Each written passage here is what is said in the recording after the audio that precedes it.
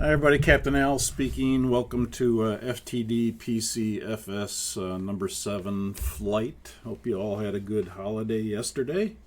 Just to remind you that we are passenger configuration today and we're kilograms.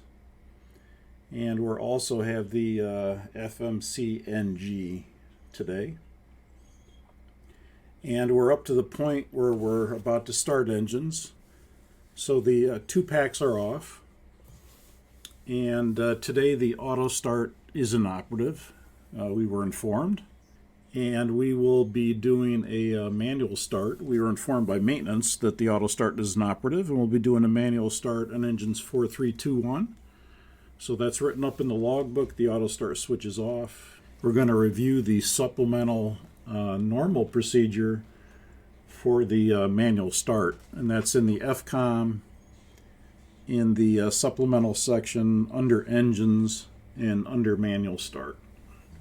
We'll review it and then we'll read it and do it. So you'll notice this is for the 570. It is for the freighter. We're in a passenger airplane. However, we have GE engines. So because of that, we're going to use the 570 instead of the 109 in this case. So it says select the secondary engine indications, first officer. Pack control selector set. All packs may be off, or one pack may be on for engine start. We're going to leave one pack on. Start sequence announce. That'll be the captain. It'll be one engine at a time, and we'll keep our hand on the fuel control switch after we go to run. We're also going to start our clock to time for light off, and to time for stabilized idle as well. Auto start switch off. First officer, that's already off because we were informed of the problem. And captain will call start number 4 engine and then 3, 2, 1 individually. The start switch will be pulled by the first officer. Both crew members really will verify that the N2 RPM increases, even though it says first officer, both are watching it. We'll both verify that the oil pressure increases. And at the fuel on command indicator, which in the 400 is set to 15% N2. At that point, we'll bring the fuel control switch to run, captain, and he'll keep his hand on the fuel control switch during that whole time until it's stabilized, unlike the auto start where you take your hand off. We'll also verify that the EGT increases and stays below the EGT limit. And that'll be captain and first officer. And then after the engine is stabilized at idle, if the auto start is operative, we'll bring the auto start switch back on, first officer, and then auto start switch may stay off between manual starts when more than one engine is to be started manually, and that's going to be our case because we're starting them all manually, so we'll leave the auto start switch off. After the engine is stabilized at idle, start the other engines. And do the aborted engine start checklist for one or more of the following abort start conditions. And this is for the GE engines. So it would be, we're timing for an EGT increase.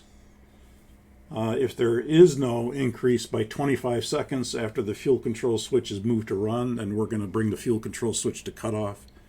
That's the memory item, and abort the start. There is no N1 rotation by idle N2. The EGT quickly nears or exceeds the start limit. That would be the red tick mark, which is on the GE engines is at 870 Celsius. On the Pratt, it's 535, but on the GEs, it's a little bit higher. N2 does not stabilize at idle. And the oil pressure indication is not normal by the time the engine is stabilized at idle. So any of these things would cause us to abort the start.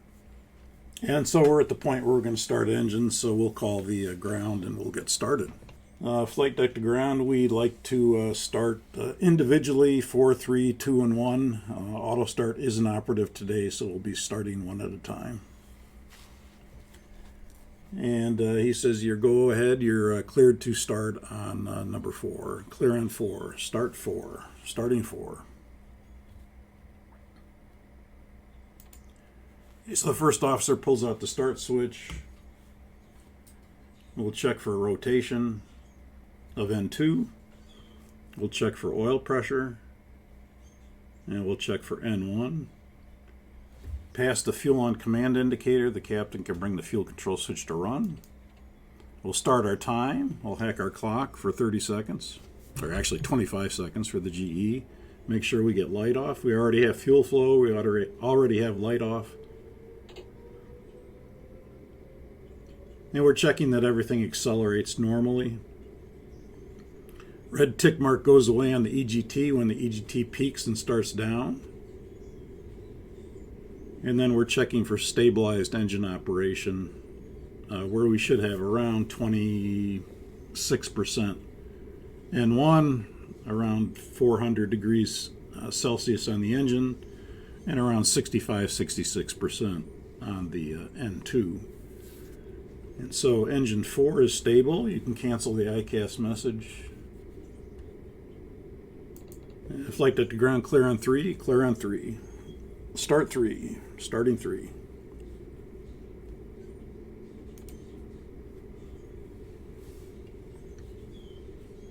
We have rotation.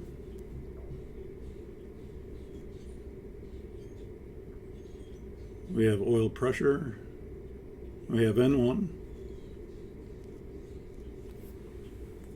And we're past the fuel on command indicator, so we'll go to run and we'll hack our clock. The GEs are 25 and the Pratts are 20 seconds.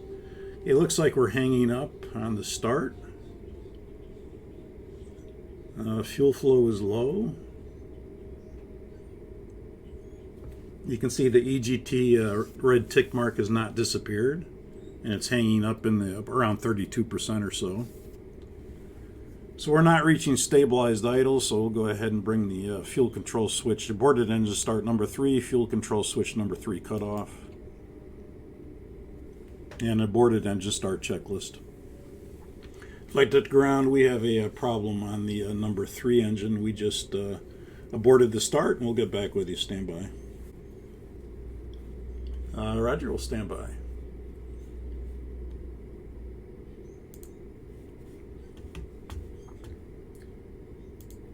Okay, so we'll go to the quick reference handbook. We'll go to the aborted engine start checklist. We'll use the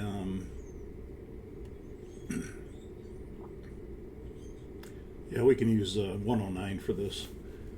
Aborted engine start. During the ground start, an abort start condition occurs. Objective is to shut down the engine and motor it. Fuel control switch cut off. We did that on number 3. And then choose one. Engine start light is illuminated or engine start light is extinguished.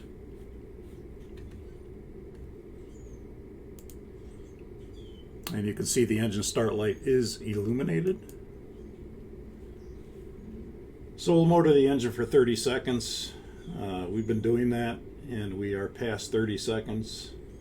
And then engine start switch push. Engine start switch push. And that completes the aborted engine start checklist.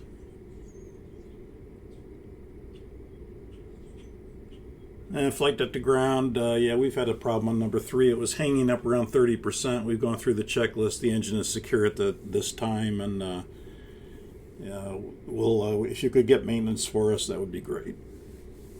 Okay, maintenance comes out and they find the problem, and they replace the fuel metering unit. They sign off the logbook, and we're cleared to restart engine number 3. Flight deck to ground, verify there's no sign of fuel leakage, and we'd like to restart number 3. Yes, sir, no sign of fuel leakage. You're cleared to start 3. Okay, starting 3. You start 3? Starting 3.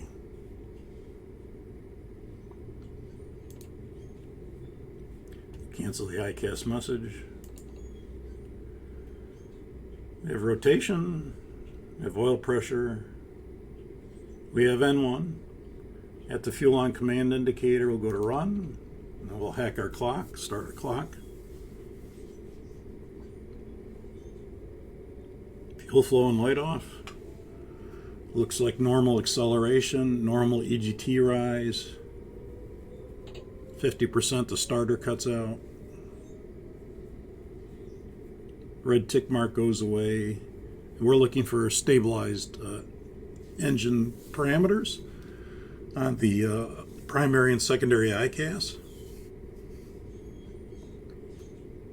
And engine 3 looks stable. Yeah, flight to ground, clear on 2, clear on 2, start 2, starting 2.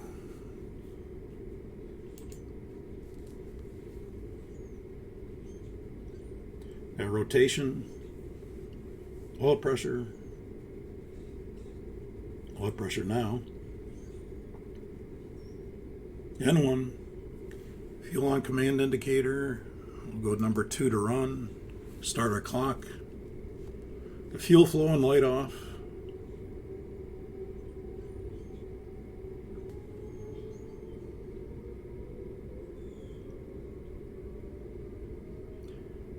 50% starter cutout.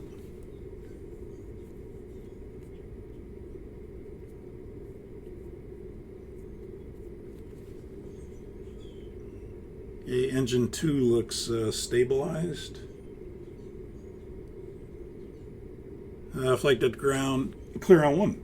You're clear on 1. Start 1. Starting 1.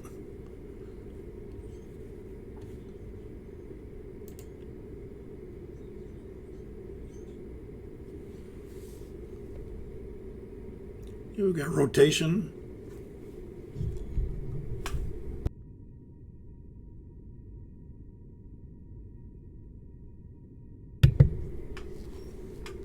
We've got oil pressure. We've got N1. And again, we could bring the fuel control switch on right at the fuel on command indicator. I'm kind of reaching over my control column to do that, so I'm a little late on that. But that's actually better to max motor than it is the fuel on command indicator. But that would be the minimum to bring it on, is the fuel on command indicator. It's better, like you see here, at 25% or greater, wherever it stabilizes, then count off 5 seconds, and that would be considered max motoring. We'll go to run. Start the clock. Got fuel flow, we've got light off. Normal acceleration.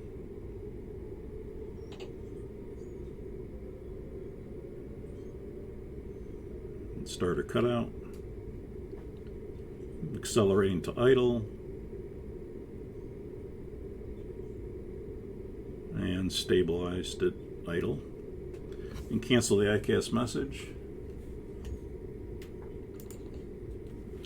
Like that, the ground, got 4 good starts. You're cleared to disconnect. Show me the pin on the left side. Verify the nose gear steering is not locked out. Okay, clear disconnect. Pin removed. Wave off on the left. Nose gear steering is not locked out. We'll see you next time. So long. So long. Okay, before taxi procedure.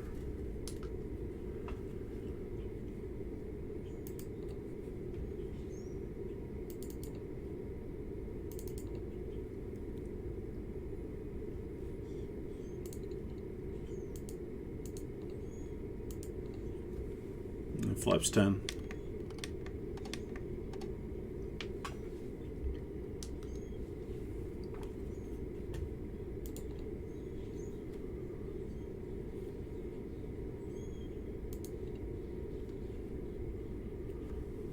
A flight control check. On the right side, 3 up, 2 down. Neutral. On the left side, 3 up, 2 down. Neutral. Elevator 2 down. Neutral. Elevator 2 up. Neutral. Rudder 2 right. Neutral. Rudder 2 left. Neutral.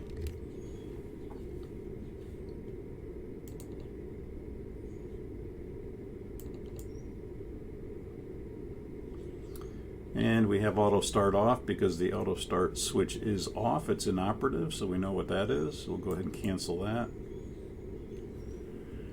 And before taxi checklist. Before taxi checklist.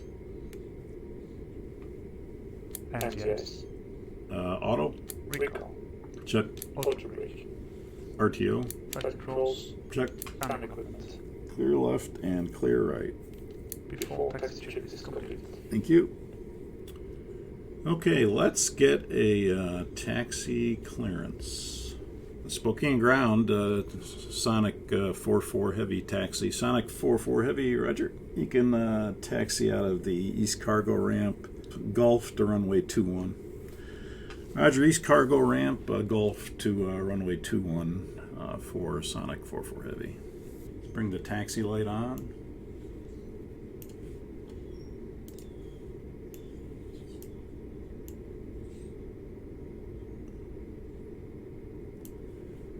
And clear left, clear right,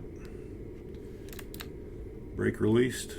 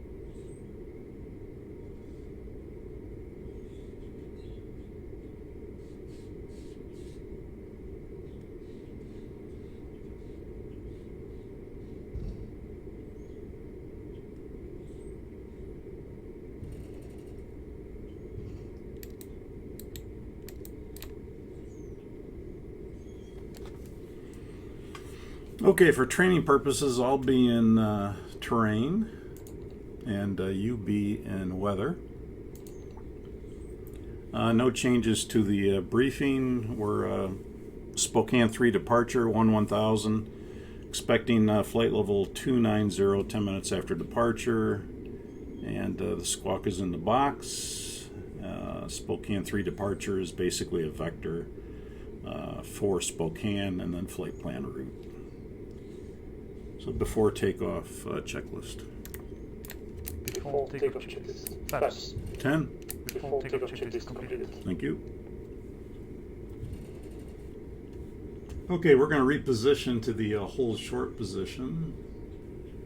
Okay, we're in the hold short position. You can tell them we're ready for departure. And Spokane departure, Sonic 44 Heavy. We're ready for departure runway 21. Sonic 44 Heavy, Roger. Line up and wait, runway 21. Line up and wait, 21, Sonic 44 Heavy. Any final items?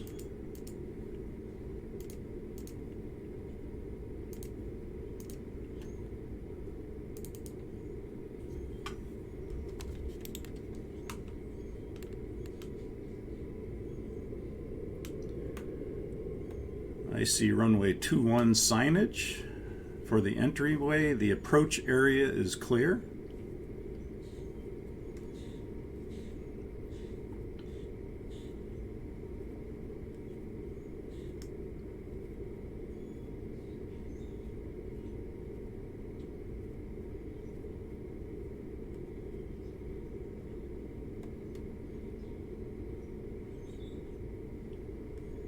And I see runway 21 runway markings. And the ND has runway 21.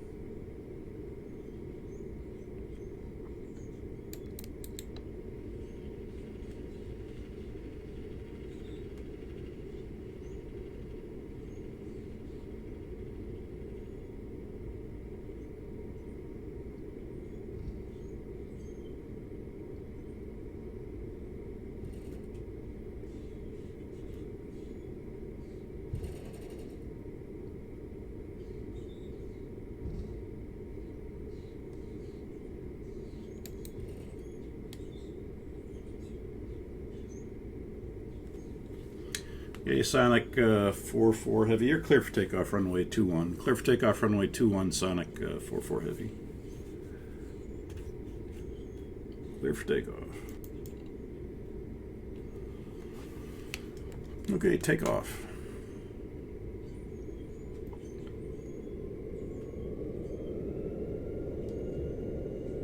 Stabilized.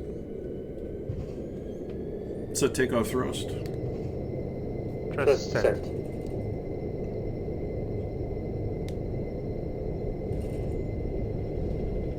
Eighty knots. Check.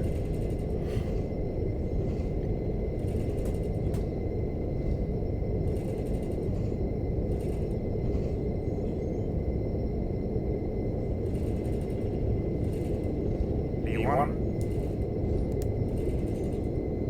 Rotate.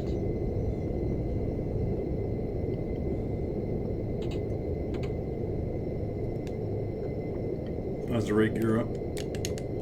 Positive rate. Gear up. LNAV.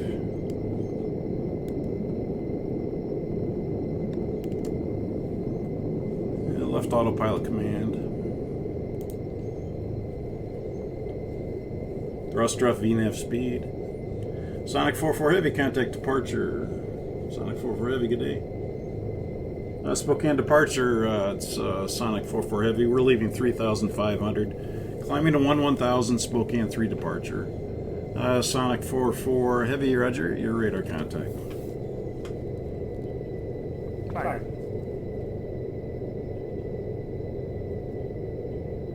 And just a reminder, we do have the NADP 1 in there today, so it's a 3,000 foot acceleration height and then a 1,500 foot thrust reduction, which it's already done.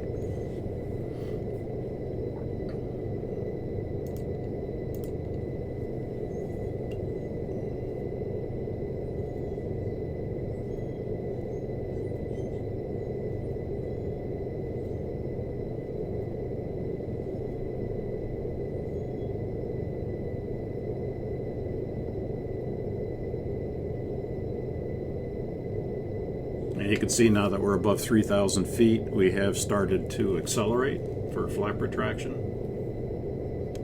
Flaps 5. Flaps 5.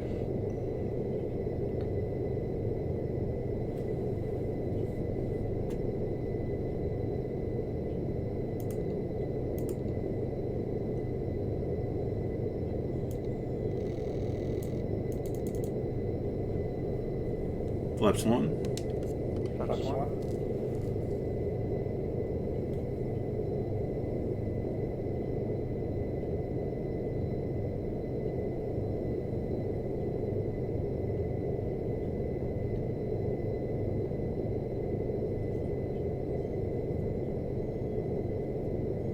Flaps up. Flaps up.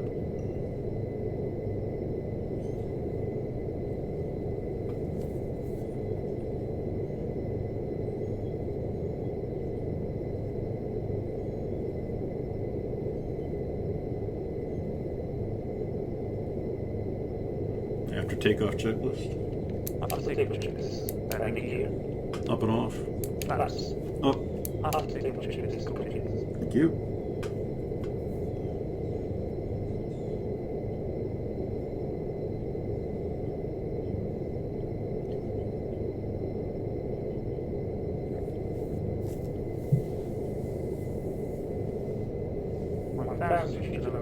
Check.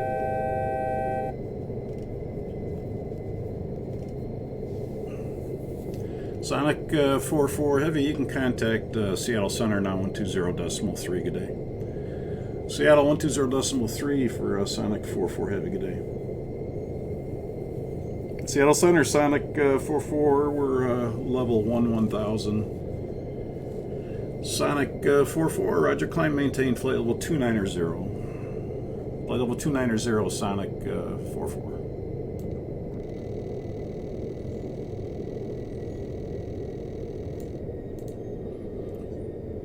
$29,000 checks.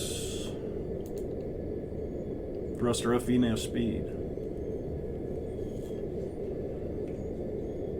And Sonic 44, expedite through flight level 190, please. Expedite through flight level 190 for conflicting traffic.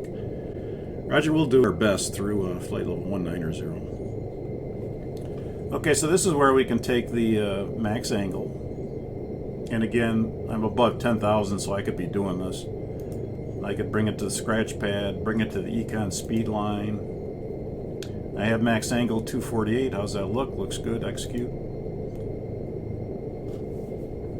And then I could tell the pilot monitoring, go ahead and take the climb 1D rate out to full climb. And he could go to the thrust limit page and take out climb 1 to full climb. And that's about the best we can give him right here for a max angle of climb, which means the most altitude gained in a given distance. And he wants us up as far as high as possible and as less distance as possible for this traffic conflict he's talking about. And if that's not good enough, he could give us a turn or vector somebody away or whatever, but that's the best we can do.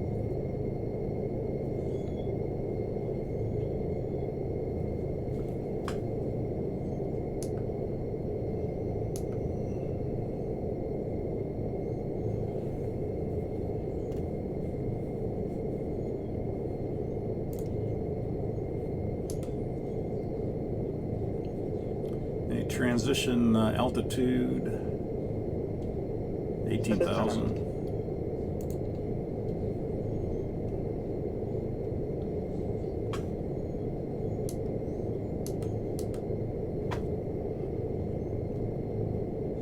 Okay, out of flight level 190, we'll resume normal speed, econ, and execute.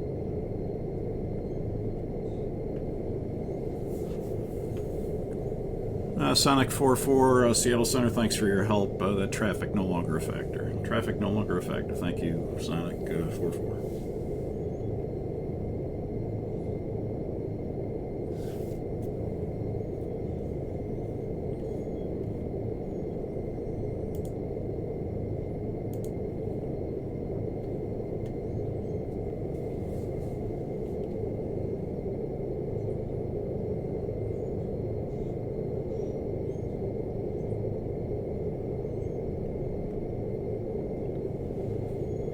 Sonic 44, level off your present altitude till further advised.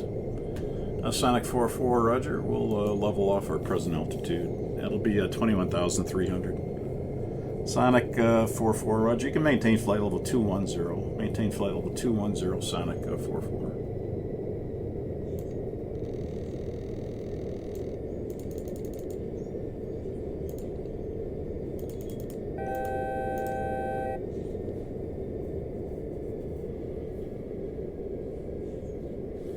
Vertical speed down to flight level 210.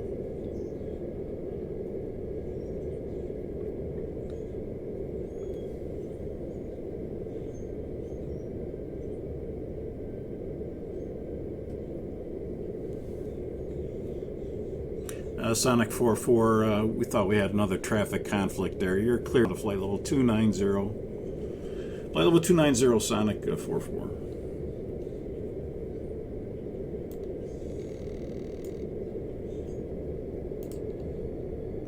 Thruster up VNAV speed.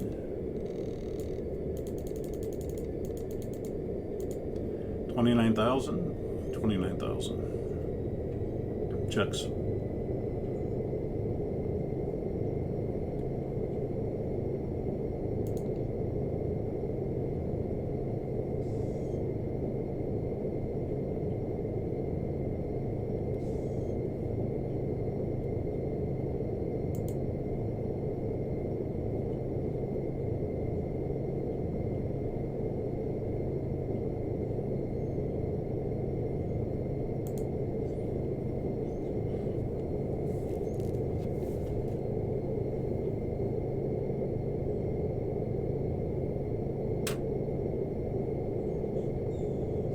A cargo detector error.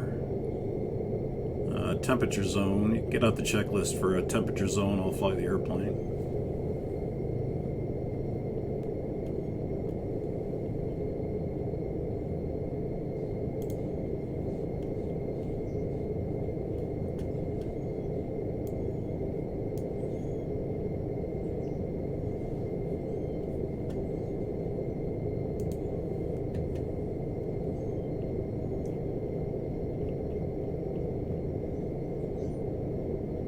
Okay, we'll go to the T's for temperature zone.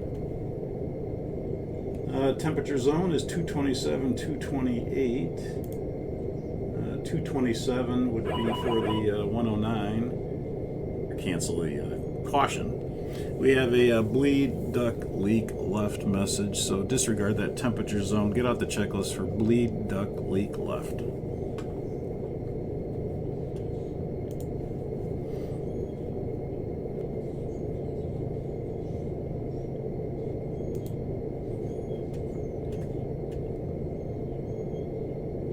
Okay, it's under the B's.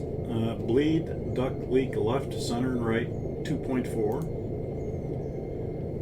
Bleed, duck, leak, left is what we have. Condition: a bleed air leak occurs in the left, center, or right duct. The objective is to isolate the bleed, duck, leak. Choose one. Bleed, duck, leak, center message is shown, or bleed, duck, leak, left or right message is shown. We have the bleed, duck, leak, left message is shown, so go to step 12.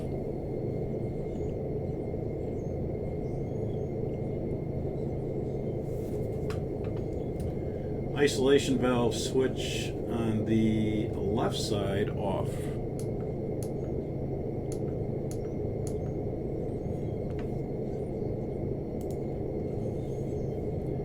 Isolation valve switch on the left side, checks 1000 to go, off.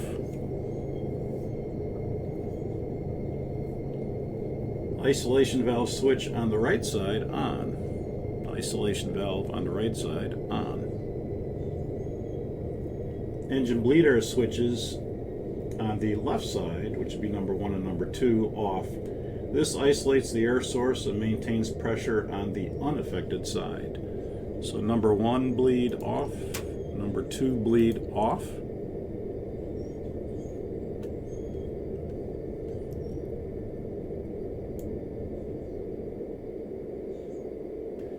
Let's see, pack control selector on the affected side, which would be on the left side, which would be pack number 1 to off.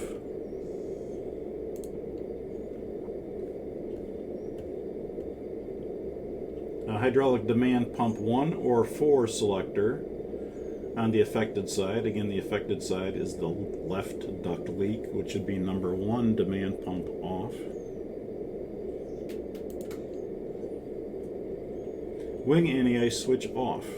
Wing anti-ice switch is auto. And again, if you have the push button switches, it would probably be off, unless you're using it. But with the auto position, you'd have to turn it off. It's probably already off if you have the alternate action switch. But if you have the little toggle switch, then you have to turn it off.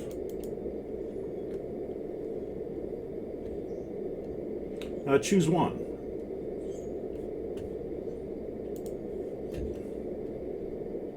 So this step right here, hydraulic demand pump 1 off, wing anti-ice switch off. Do not use wing anti-ice, and we've turned it off. Choose one at or above 10,000 feet. That's where we are right now. Sufficient bleed air may not be available for nacelle anti-ice if N1 is less than 70%. And N1 right now is much greater than 70%, so that's fine.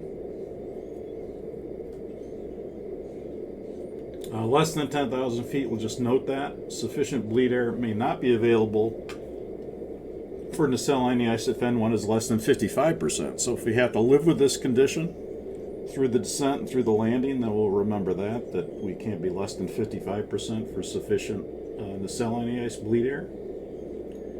And then do not accomplish the following checklists. Bleed off. Let's see what we have.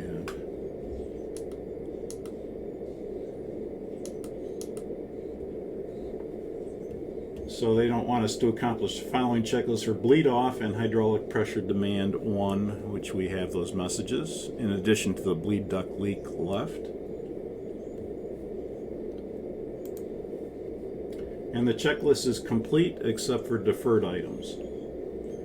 And this is where we're going to stop the procedure because we're not going to have this problem on landing. But on landing, we talked about in the briefing that you would have some things to consider, like the leading edges are going to take more time to come out. There may be a rolling moment because of the mid-span and inboard coming out, and the other section taking time to come out with electric motors. And then also when you get on the ground, they warn not to shut down engine number 1 because that could depressurize the hydraulic 1 system, and then body gear steering would be inoperative. So there's some considerations here and that's why they say checklist complete, except for the deferred items. So we can stop the checklist there, but then at the top of descent, we'd have to do this, and then we'd run the descent checklist from the QRH, and then flap extension, we'd have the secondary mode, and then we'd have the approach checklist, and then we'd have a caution, and the landing checklist, and then the after landing. So there's some things here that would, and additional information. So this would all have to be referenced as you do it during the descent, approach, and landing. But we're going to solve that problem now. We're going to say that procedure is complete. It's no longer a problem. And we'll repair that situation.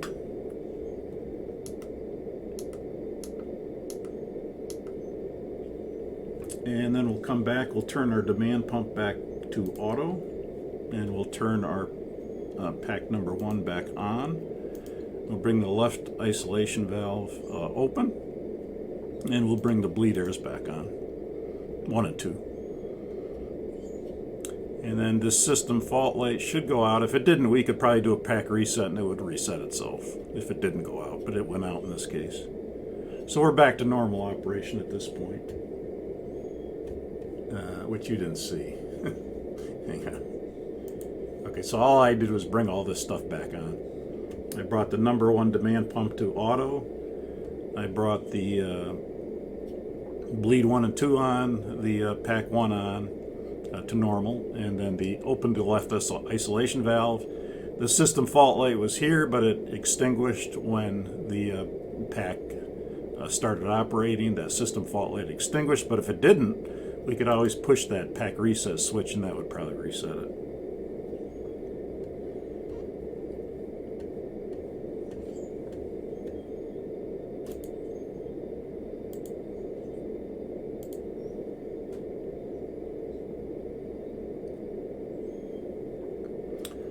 Sonic 4, we'll bring the wing anti-ice back to auto. That too. Could do that. Bring that back to auto. And Sonic 4.4, we need your estimate at Battleground. Give us your estimate at Battleground if you would. And Sonic 4.4, Roger, we'll give you our estimate at Battleground. Stand by. A couple different ways we can do that. We've used the progress page to do that before, so this time we'll go to legs page and we'll just go to route data. And then Battleground, our ETA would be right there at 2141 Zulu. It's a point along our route. And of course you could get the fuel to remain, or fuel remaining at Battleground as well, 58.4, or the other option would be to go to the progress page and you could bring Battleground into the progress page on the destination line, and then it would say en route waypoint and give you the ETA at Battleground, along with the distance and the fuel at Battleground. So either one of those would work to give you the information that he wants of a point along our route. And again, if it's a point that's not on our route, like if he wanted an estimate to Yakima, let's say, then that you'd use the progress page, because it's not a point on our route, so you have to type it in, Yankee Kilo Mike, and then you could put that on the destination line like we talked about, and then that would say direct alternate because it's a point not on our route, and that's straight line distance to Yakima, and it would give us the time and the distance and the fuel remaining at Yakima. And again, if you delete it, it goes away or goes back to destination, or if you leave the page and come back to it, it will revert to destination. And we discussed that. It's just to review that.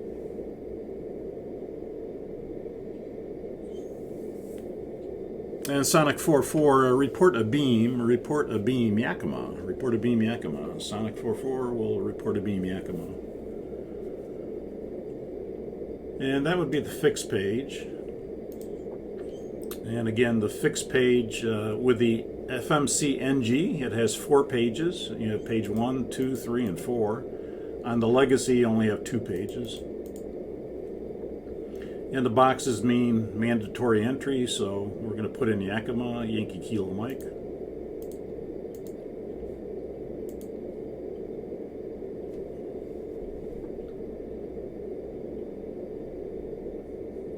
And if we bring our range up, can't see it here on our range, so we'll bring our range up a little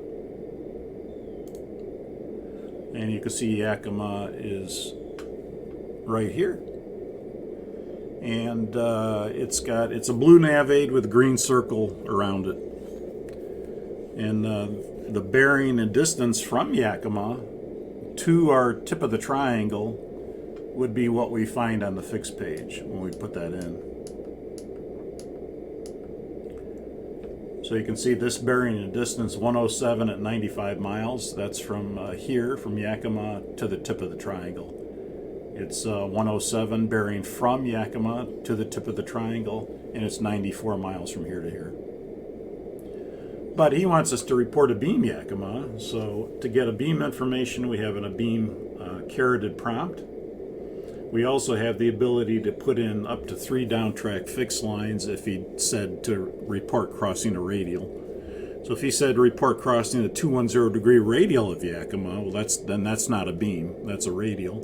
So we could put that in the downtrack fixed line to get that information. But in this case, he wants us to report a beam, so we're just going to push the beam carroted prompt, which will be 1, 2, 3, 4, 5 left, or L5. And then you'll notice on the ND it'll draw a beam line that intersects our route at 90 degrees. And we have the 167 bearing from Yakima to where it crosses our route. And so it's 167 bearing from Yakima to the route crossing where that 90 degree intersection forms.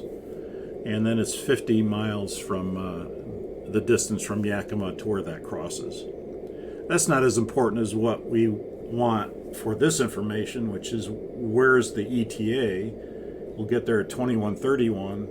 It's 71 miles ahead, and the predicted altitude is flight level 290. It's in small font because that's our cruise altitude right now. So we could leave it just like that. You know, it wouldn't make any difference to create a waypoint or not create a waypoint there. In many ways, visually depicting it is better than creating a waypoint, I think, because it's visually displayed. You can put a waypoint in there and then you forget what the waypoint is, especially if you erase the fix.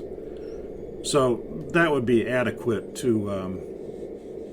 for this, just to do that. However, usually in training, we want the students to create a waypoint. So typically we'll say, go ahead and create a waypoint at that beam position.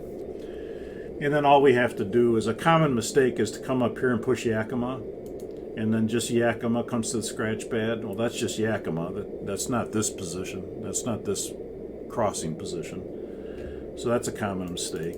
And we want to push the beam position a second time, and then what you'll get is a place bearing distance in tenths of a degree and in tenths of a mile.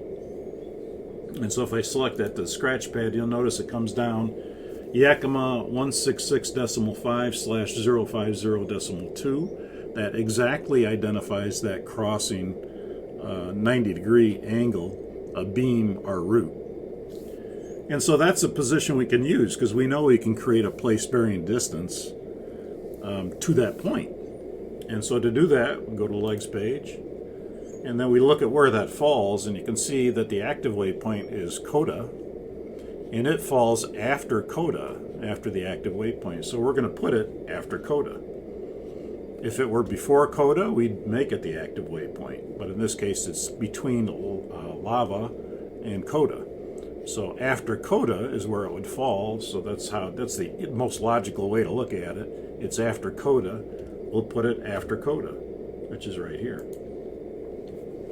And then when you put it in there, it'll create a 5-character identifier, like we talked about. In Route 1, it starts at number 1 waypoint and goes to 50, and then in Route 2, it starts at 51. So if I did this in Route 2, it would say Yakima 51. And it's not the 51st created waypoint, it's just that's where the numbering starts in Route 2. But we're not in Route 2, we're in Route 1, so it says Yakima 01, the 5-character identifier. And then we have a discontinuity between Yakima 01 and Lava. But we know after Yakima 01 we want to go to Lava on our route, so we can bring that to the scratch pad, put it in the boxes, close the discontinuity, and execute that. And again, I'd have the pilot monitoring would be doing that, and he'd say, how's that look? There's a waypoint at the beam position. Say, looks good, execute. And then if you wanted to, you could go back and erase the fix. And if you erase the fix, you'd have that waypoint in here, and that would represent the beam position. But again, you know, depending on where this is, I could forget what that is. Of course, if I ever forgot what it is, I could go to the legs page and line select it back to the scratch pad, and it comes back down as a place bearing distance in tenths of a degree and a tenth of a mile. But that doesn't necessarily tell me that that's the beam position. So that's why I like to keep it up there. But that's, you know, pilot technique. Some guys will erase this. Some guys will keep it up there. But I'd rather have a visual depiction that that's the beam position, because it reminds me I have to report there. So I'd rather have this. And I could make it a waypoint. There's no problem with that. But this kind of tells me I got to do something here. I got to report that position.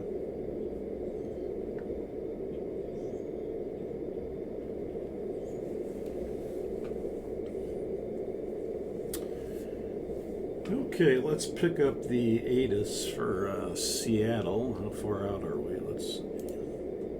We're maybe a little far out, but we're going to have some things to do here, so we'll set up for the approach this far out. Okay, so here's our Seattle weather. The wind is 35015. Visibility 10 miles, sky clear, temperature 25, dew point 19, altimeter 3000. We're going to say the RNAV Yankee GPS runway 34 right is in use. So we'll modify that. The RNAV 34 right, RNAV Yankee 34 right is in use. And they're landing and departing runway 34 right, and we'll say that's information X-ray.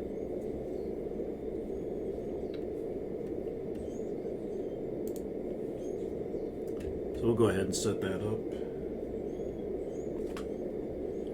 And we'll be auto brakes 2. And you notice I have it down here today on a passenger airplane. Instead of below the captain, it's below the transponder. And our minimums are going to be on the RNAV to set up the barrow. The minimums are going to be 915. That's a 543 foot height above touchdown. We're using LNAV, VNAV minimums. LPV is a localizer with performance value. We can't use that. That's if you have that equipment on board your airplane, you could use that. A lot of corporate jets have that on, so they could use that. But in our case, it's LNAV, VNAV. Minimums are what we're using.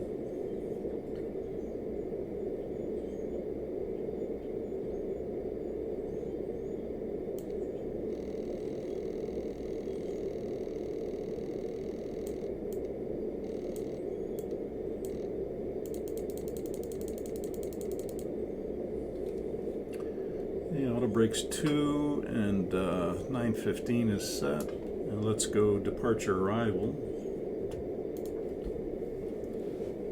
And you'll notice it's page 1 of 6, Seattle arrivals. So we'll go to the next page. You've got the ILSs on page 1, you've got the localizer approaches on page 2. Then you start to get into the RNAV approaches, and we want RNAV 34 right. And we're going to put the CDUG transition because that's what we're expecting. That's what we're going to get. So we'll put it in now. If we weren't sure, we wouldn't put it in until he tells us, but that's what we're going to get.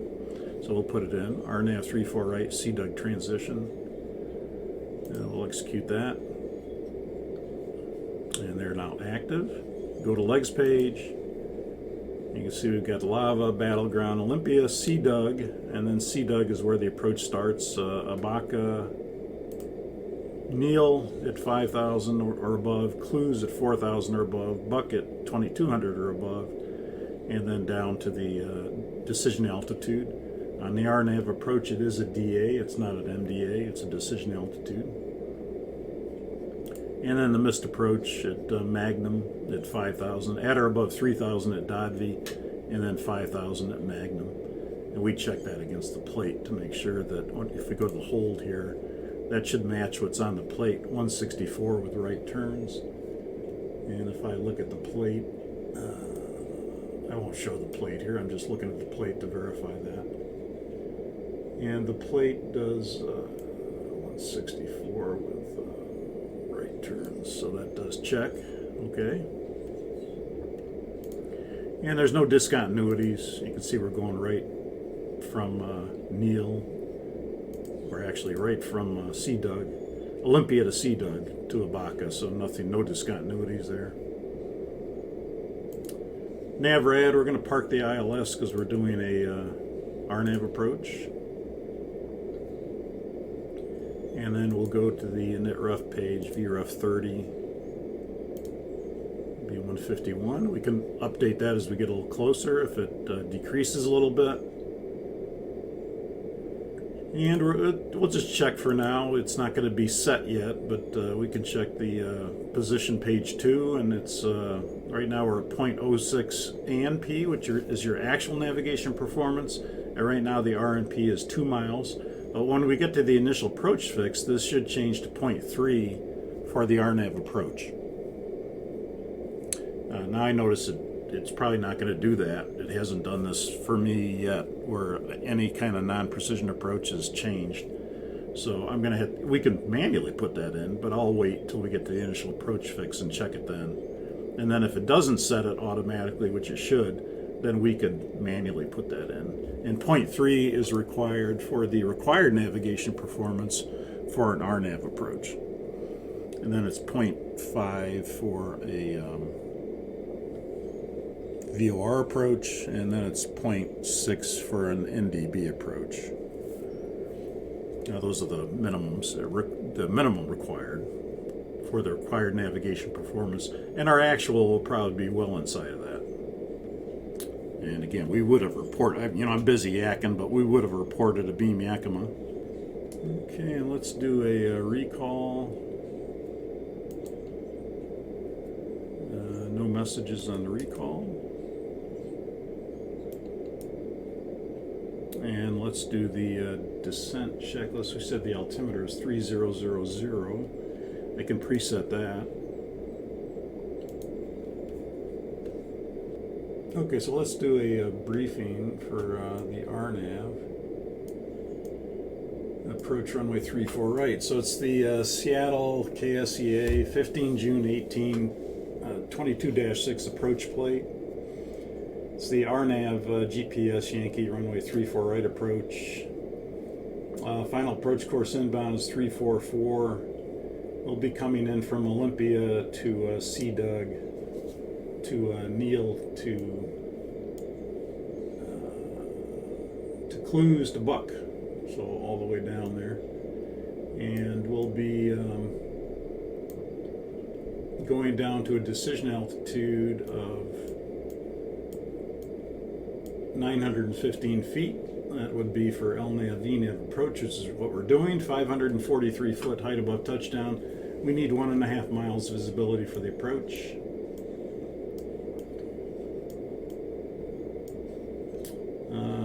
Touchdown zone elevation 372, airport's 433, minimum sector all the way around is 6,400. We're going to plan on being 5,000 at Neal, depending on what he gives us, 4,000 at Clues, 2,200 at Buck, and then down to the decision altitude of 915 feet. We're looking for a Mauser approach light system, PAPI on the left. In the event of a missed approach, it's going to be climb to 3,000 feet directed Dodvi, then climb to 5,000 on track 344 to Magnum and hold. Continue climb and hold to 5,000 feet, and that's in the box.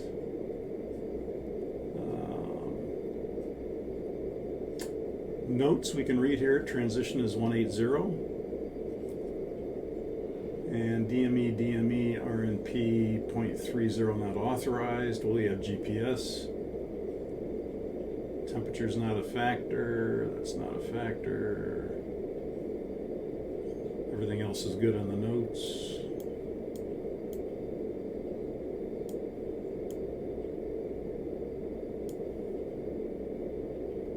And number 1 says LNAV not authorized during simultaneous operations.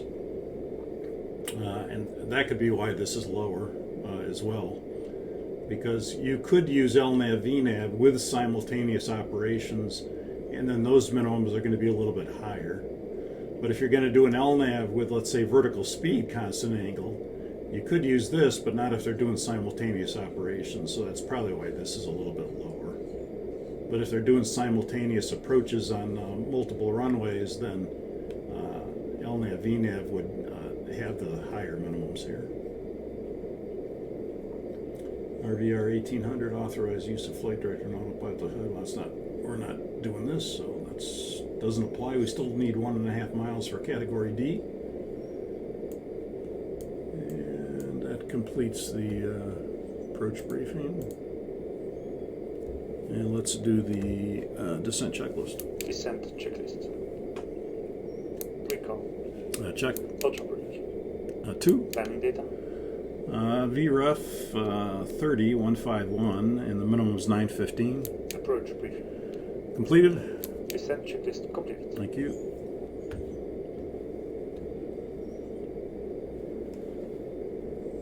Okay. And go ahead and request lower. We're approaching the top of descent point. Okay.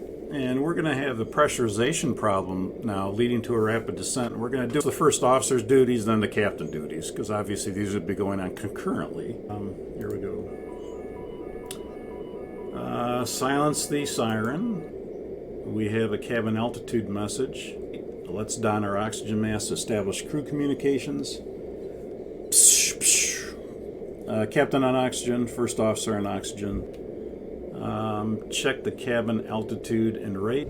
Okay, check if the cabin's controllable. Okay, the bleeds are on, the packs are on, the outflow valves are closed, and the cabin is already up to 29,000. Cabin's not controllable, Captain. Okay, emergency descent. Now the FO is going to go down and squawk 7,700. And he's going to lift the guard, go to on, and then call ATC. Hey, mayday, mayday, mayday, Sonic 44 Heavy, we have a pressurization problem, need lower immediately. And now the captain is going to do the actions, and we'll go to turn off the airway if we need to. Again, I'll turn off a little bit here just to get us started. And then we're going to spin the altitude window 2 or 3 times counterclockwise just to get it down to a lower altitude. Doesn't matter where it goes, zip, zip, zip. And then we'll go flight level change. And we'll come down to our thrust levers. And we'll bring the thrust levers to idle. And we'll extend the speed brakes.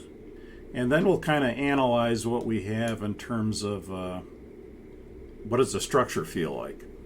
If the structure feels pretty good and the structure's not a problem, we could start bringing that speed up. And so we'll say it feels pretty good. We're going to bring it right up to VMO,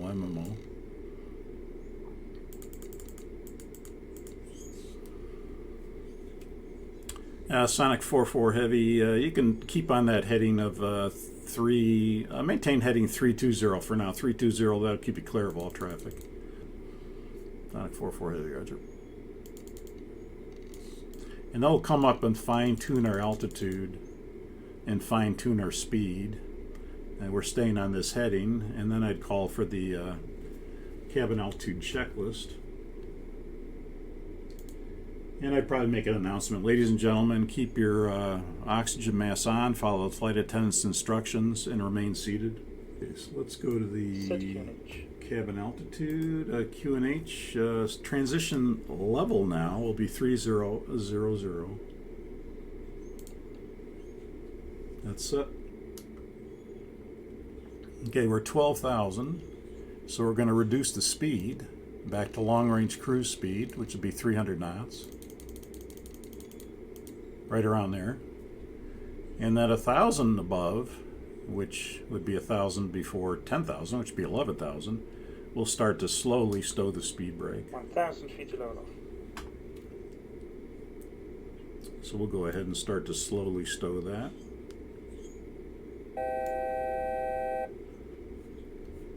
And meanwhile, the FO would have been reading this checklist, which would be cabin altitude. And we want to go to, we want 109.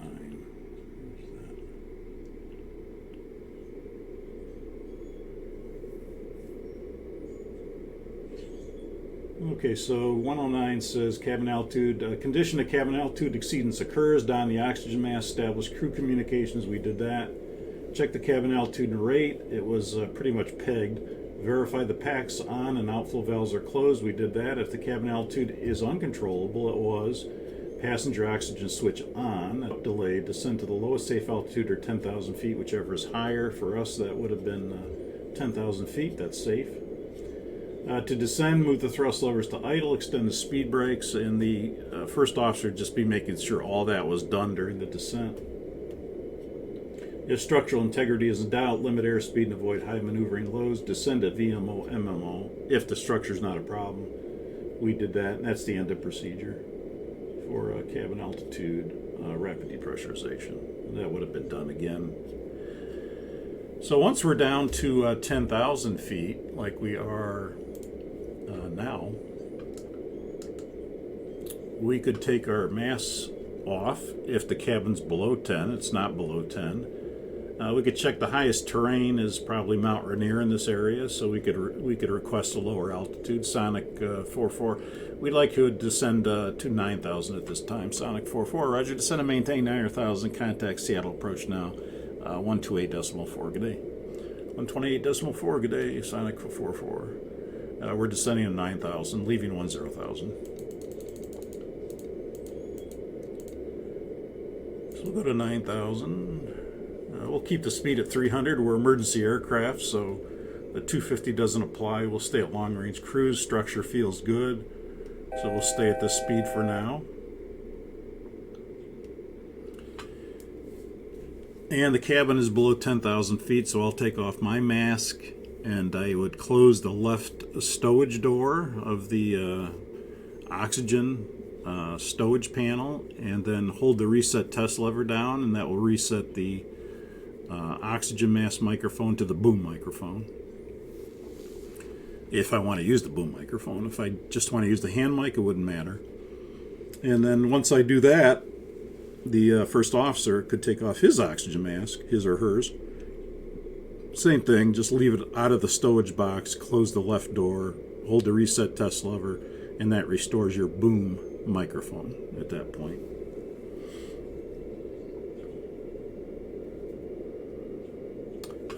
And go ahead and reset the passenger oxygen at this time as well. Anytime you're below 12,000 feet, we can go ahead and reset the passenger oxygen. So we'll reset that, close the guard, and you notice the ICAS message is gone. If we do a recall, since we're below 10 and the oxygen is reset, there's no ICAS messages anymore. And we can then assess our situation. What's the passenger situation? Do we have any injuries? Where are we? Where do we want to divert? We're at 9,000 feet now, so that's completely different depending on where we are. Right now the descent page is active. We could go back to the cruise page and put in 9,000 for a reference to have our cruise altitude of 9,000 at VNAV. And then that'll kind of re-reference everything at this point for VNAV.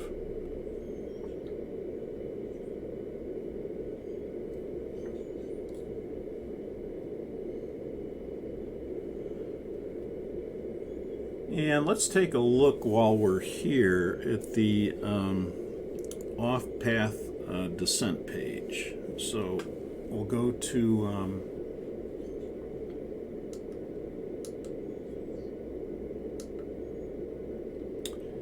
right now the cruise page is active. If we go to our descent page, which would be page 3, or our descent mode of VNAV, which is page 3, and then you'll have the off-path descent prompt down here at the 6th left position. When you select that on, the end of descent point will be the point that's here under descend to, which is runway, right now, runway 34 right, 57 miles ahead. And then, you know, any altitude would be 410 feet. That's automatically set in there. But let's say we want to analyze where we're going to be in reference to Olympia. So let's put in Oscar Lima Mike, or we could go get it actually. Let's just bring it to the scratch pad, bring it back to the VNAV page, and then we can put that on the off-path descent. We'll go descent page, next page, go off-path descent, and then we can put that up here at 1 left. And now it says, well, what altitude do you want at Olympia? Well, let's say we want to see where we're going to be at, can we go present position direct to Olympia and make it by 2,000 feet? So we'll put 2,000 feet in there just for the heck of it. And now we'll turn our display on. And you can see now it gives us a picture. Let me increase the range.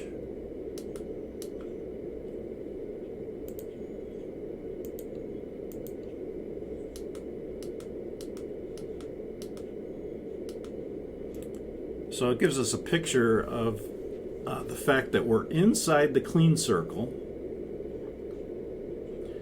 and we're just about to hit the drag circle. It's 1 mile ahead of us. So now we're at the drag circle. So what this means is that if you were to turn into Olympia right now and bring the thrust levers to idle and extend the speed brakes fully, you could make Olympia at 2,000 because we're right at the drag circle. If you were outside the clean circle, you could go to Olympia, idle thrust, no speed brake, and make it at 2,000 feet. The way it is right now, we're inside the drag circle, so even with idle thrust and full speed brakes, you're probably going to have a little bit of a tough time making 2,000 at Olympia. You'd be close. We're kind of paralleling it now, you know, we're not going direct. But we are inside the drag circle now, so that means even with idle thrust and full speed brake, you won't be able to make Olympia at 2,000. Almost, probably, but not quite. In between the blue and the white, you'd need some form of speed brake. Idle thrust, some speed brake will get you down to 2,000. If you're outside of the blue circle, you're in that outside the clean range, then you could go idle thrust, no speed brake, and make Olympia at 2,000 as long as you're out here somewhere. Let's increase this altitude just to look at it. Let's go to 5,000, because that's what we're going to be doing, is going probably to 5,000 here shortly.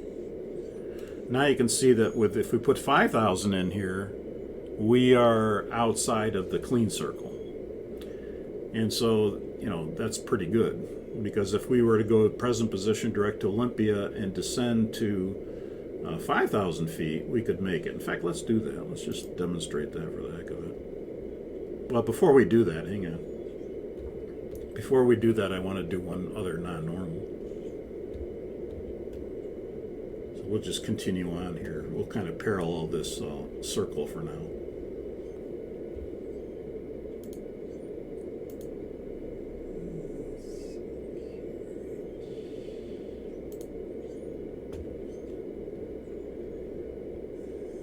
Okay, looks like we've got a couple ICAS messages. Fuel override 3 forward, fuel override 3 aft. I'll fly the airplane. You got the checklist for fuel override 3 forward and aft.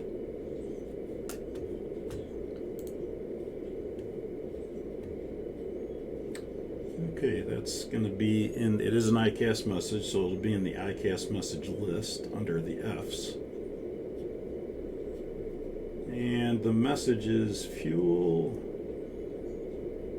override 2, 3, aft and forward. And we have fuel override 3 forward and aft.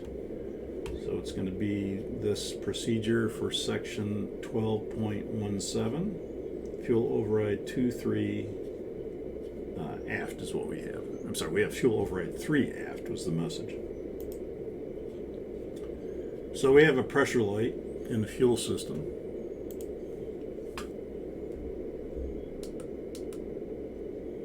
And you can see we do have pressure lights in number 3 forward and number 3 aft.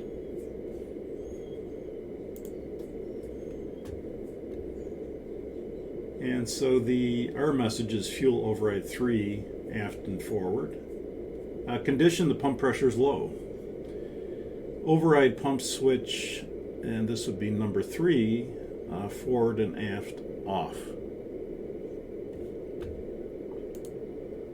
Okay, so fuel override 3 forward and aft off. Choose one. A single override pump in tank 2 or 3 is inoperative, or both override pumps in tank 2 or both override pumps in tank 3 are inoperative. Well, that's the case we have. We have both override pumps in tank 3 are inoperative.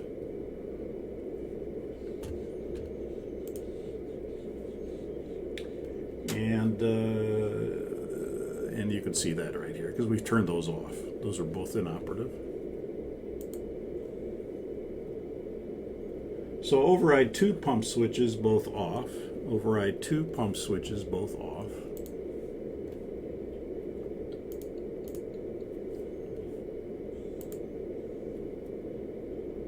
Override 3 pump switches both off.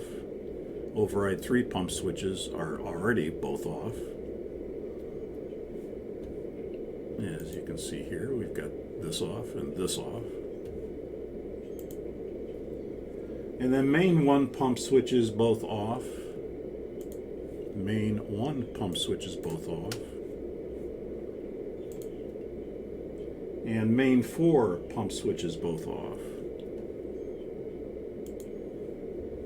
Main 4 pump switches both off. Off. And then we have when the fuel tank to engine message shows, then we're going to bring the main 1 and main 4 pump switches both back on, and then we'll close cross feeds 1 and 4. So we're set up for now, and once we get the fuel tank to engine, then we would go ahead and configure tank to engine basically. So if we look at our fuel synoptic, and let's go back to Direct Olympia now. Give me Direct Olympia, there's Direct Olympia, I like it, execute, LNAV's available, LNAV's engaged, and we'll go back towards Olympia, so I didn't go too far out here.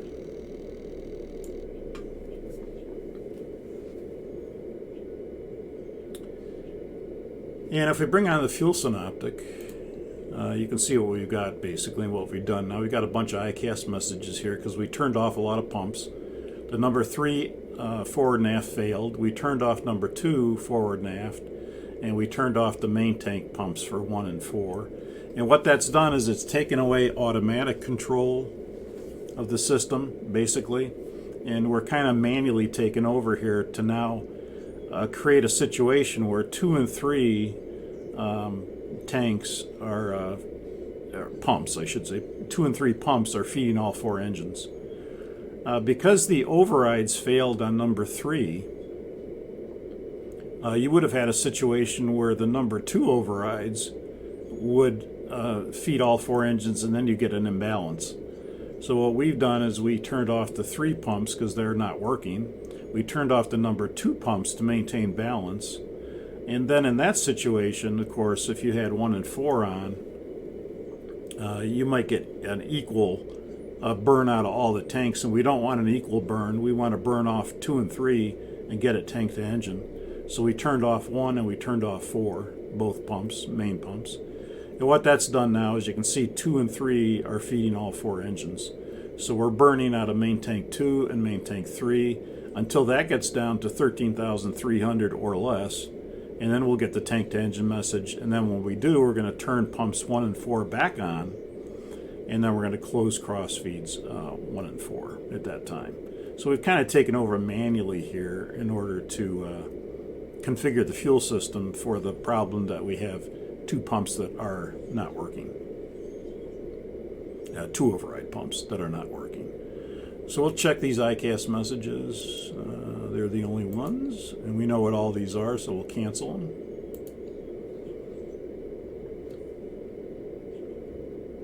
And that completes the, well, it doesn't complete the checklist. We're down to the point where we have to tank to engine. We'll go through the rest of the checklist when we get tank to engine. So that completes it for now. And we'll get rid of the fuel synop. We could leave this up here as a reminder that we're burning out of 2 and 3 and watch it. I'd probably want to do that. I'd probably keep that up there instead of blanking it out. Let's go back to that off-path descent page again. Cruise page, next page, which is descent, and then off-path descent. And now you can see that we're 14 miles to the clean circle. We're heading to Olympia. And so anything out here, idle thrust, no speed brake, we'll make Olympia at 5,000. As soon as we penetrate the clean circle, we'll get the drag circle. And that'll be white inside of here. And then if we're inside of the clean circle, it'll take partial speed brake, some form of speed brake, and idle thrust to get to 5,000.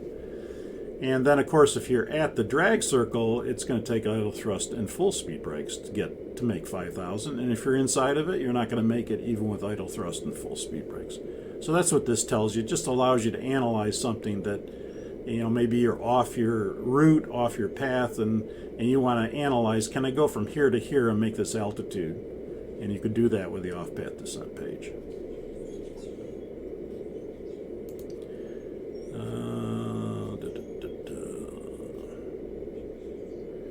Sonic 44 Seattle approach. You can cross CDUG at 5,000. Cross CDUG at 5,000.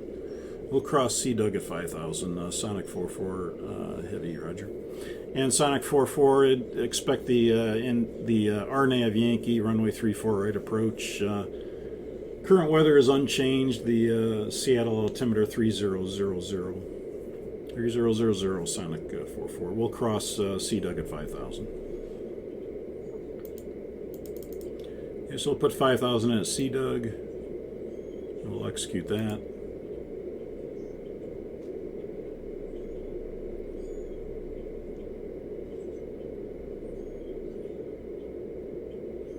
And now you notice, because we have 9,000 feet in our window here,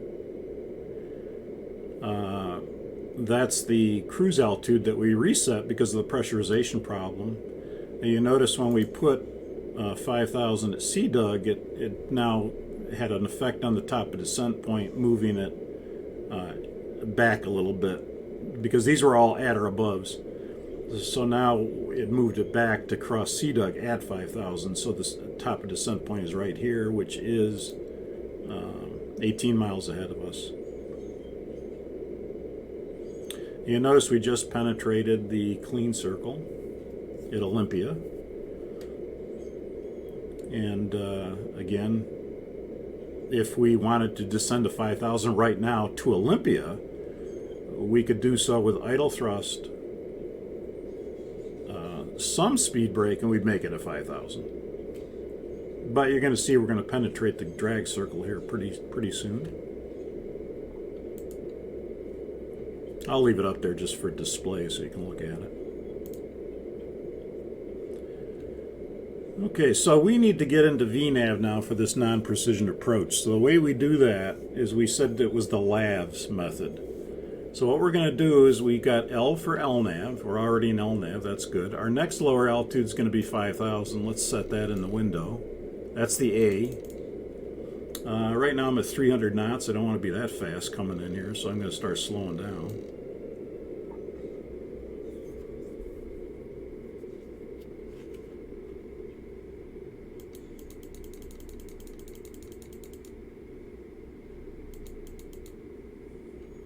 Let's say for now I want to be at 240 knots. So let's go to our VNAV page. Right now the active page is the cruise page.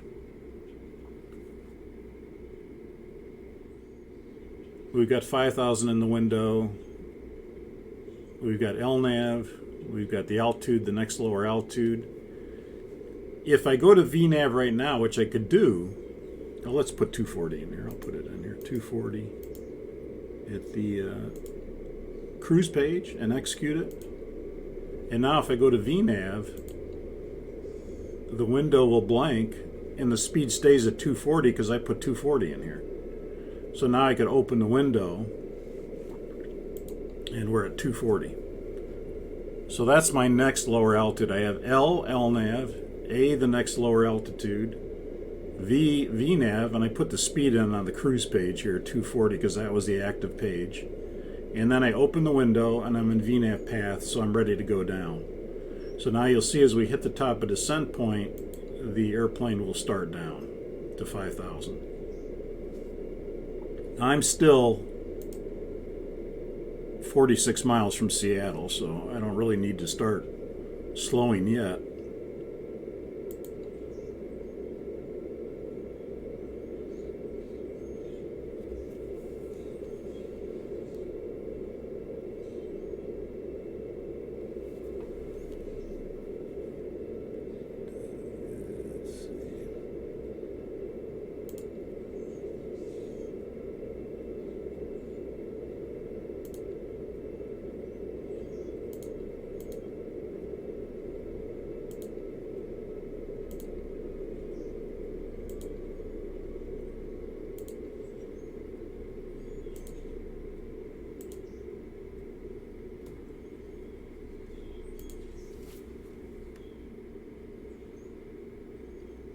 There's Sea Doug, Rick.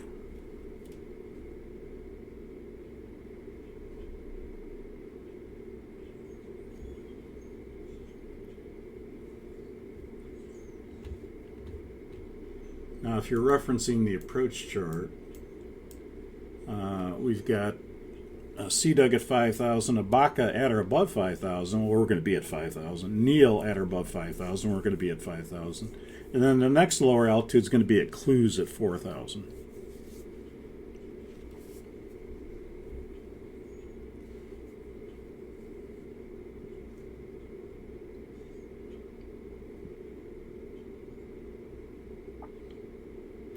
You'll notice how the arc is right over Sea Doug, which is referencing based on your current vertical rate where you're going to be at 5,000.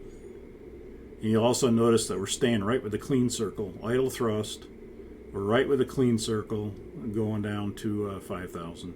So these two things kind of match right here. We're right at the clean circle and the arc is right over Sea Doug, indicating where we're going to be at 5,000 based on that 240 knots.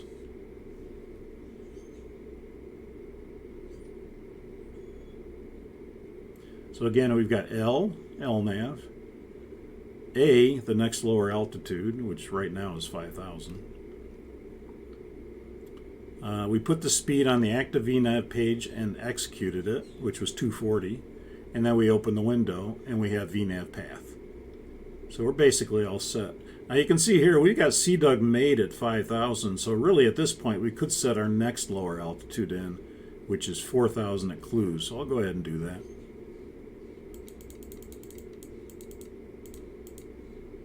So we've got 4,000, the next lower altitude in, which is at Clues.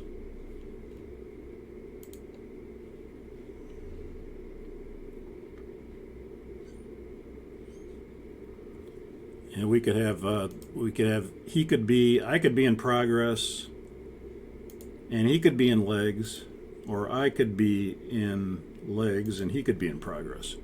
either one. But and I'd probably specify I'll stay on leg as you be on progress. And that just kind of tells me what the total distance is to Seattle. And then as we get a little closer in, he'd go to progress page 2 because that'll give me the winds on approach, and if there's a crosswind or a tailwind or a headwind or what the component is, things like that would be on progress page 2.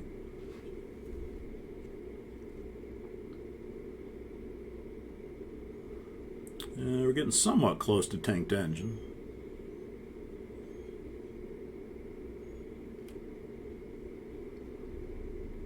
You can see that clean circle shrinking now.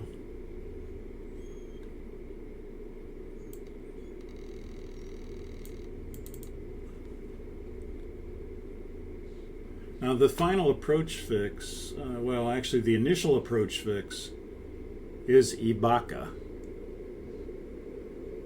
So once I cross the Ibaka, that's the initial approach fix, then I'm going to check the RNP and to make sure it's changed to 0.3. And if it hasn't, I'll change it to 0.3.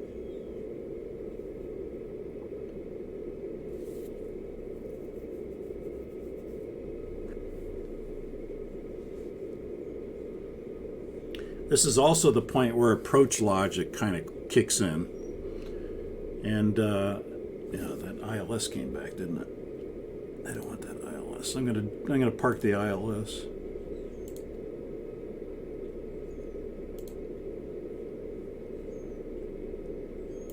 Feet alone.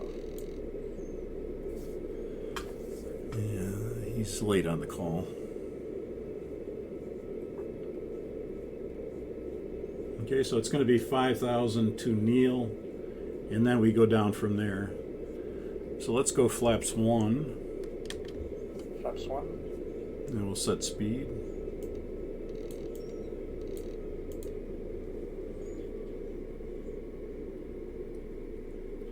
And let's go to the position page now and check the RNP and see it's at 1 right now, the RNP. So I need to change it. It didn't change automatically, so I'm going to change it to 0.3 because that's the required for the RNAV approach. And we're at 0.10, well inside of that.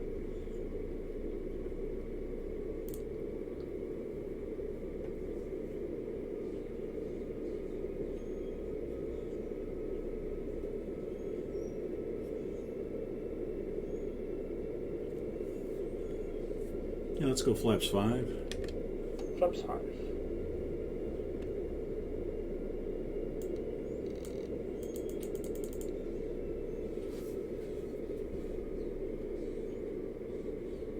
Now once we start down to 4,000 at Clues, when we see we have that made, then I'll set 2,200 at Buck.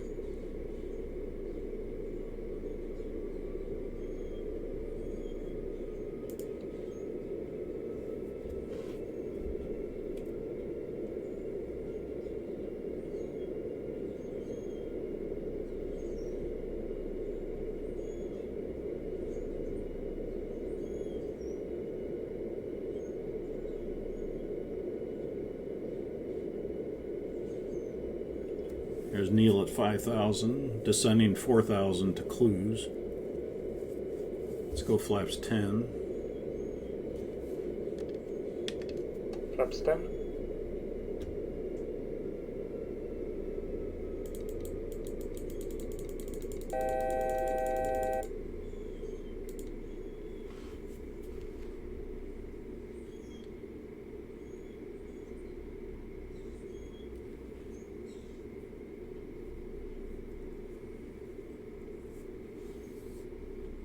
Okay, so when I see I have 4,000 made at Clues, which I do right now, I can see the arc is going to take me a little inside of it. I can set the next altitude, which is 2,200.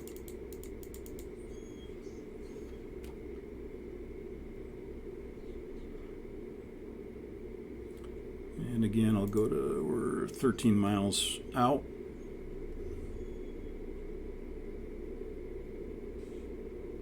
Localize alive. Okay. He's giving calls when we don't even have a localizer available. Okay, so we're going down to 22 clues to 2200 to buck. Buck's the final approach fix.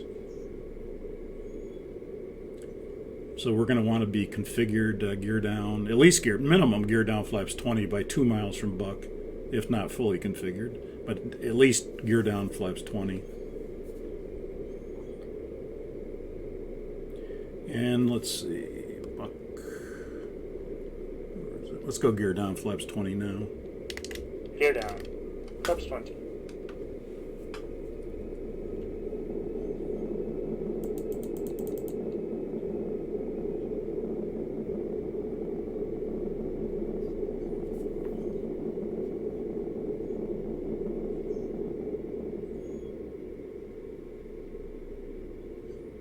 $1,000 to load off. Checks. Yeah, we can see we have buck made pretty much at 2200. So we're going to set our next altitude, which is going to be the DA. And so we're going to set in 900 feet, which is the next lower. We can only set 1,000 or 900, but I can't set 915. So we set the next lower. 2,500. We're at 2 miles from buck. We're geared down flaps 20, and any time in here, probably a mile and a half, we'd go flaps 30. There's a mile and a half from buck, so we'll go flaps 30 now. And flaps 30.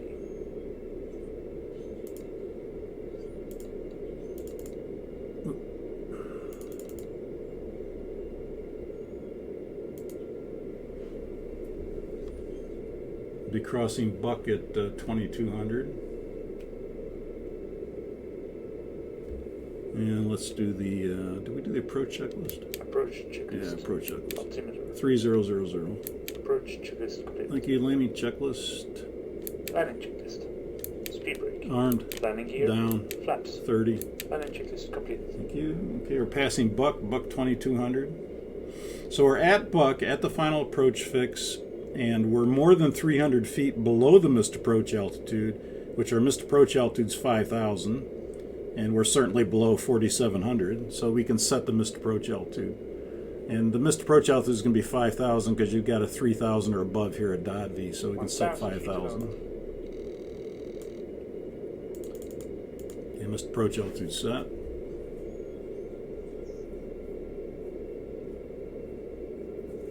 I'm going to get rid of this fuel synoptic. We're going to probably get tanked engine here shortly, but we'll disregard that for the approach.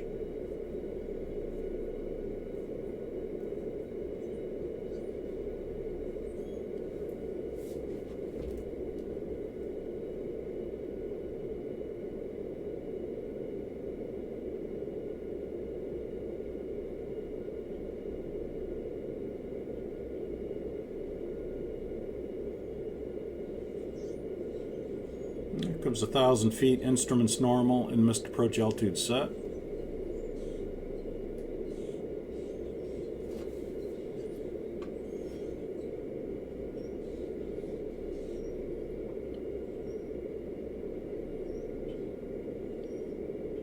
Now at the decision altitude, we have to have the airport environment, the runway in sight in order to continue below the DA. Approaching minimums.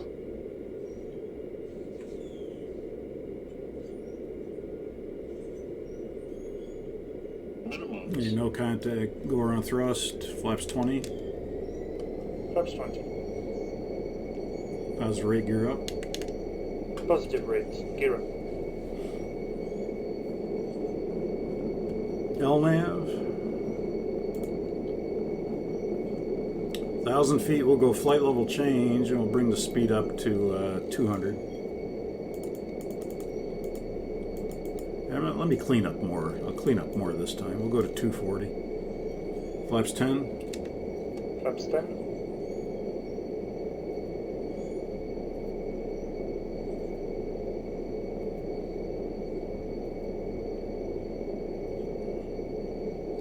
Flaps 5.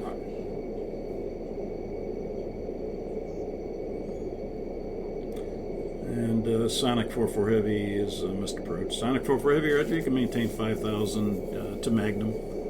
5,000 to Magnum, Sonic 44 Heavy.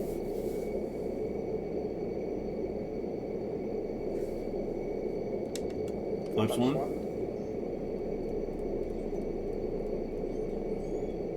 1,000 feet to load off. 1,000 level off checks.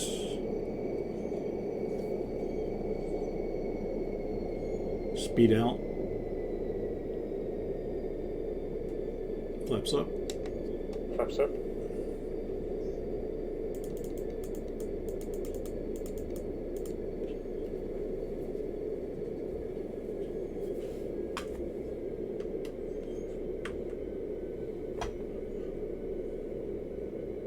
You'll disarm the speed brakes. After takeoff checklist. After takeoff checklist. Landing gear. Up and off. Flaps. Up. After takeoff checklist complete. Thank you. And Sonic 44, the weather has improved significantly. It's now a sky clear. Temperature is 2.5 and the visibility 10 miles. You can turn right now to a heading of 120 Vector's ILS approach, runway 34 right. Heading 120 Vector's ILS 34 right for Sonic 44. Hey, 120 heading.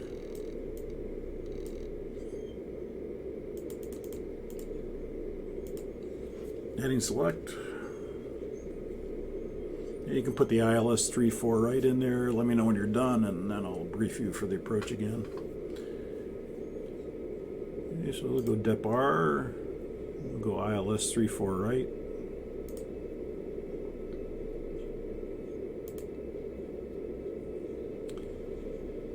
And you can extend me. Let's see. You can extend me a line to Neil for now. And it looks good. Execute. Nav-rad page 110.3.345. That's good. NRF. We'll update our VREF 30 speed.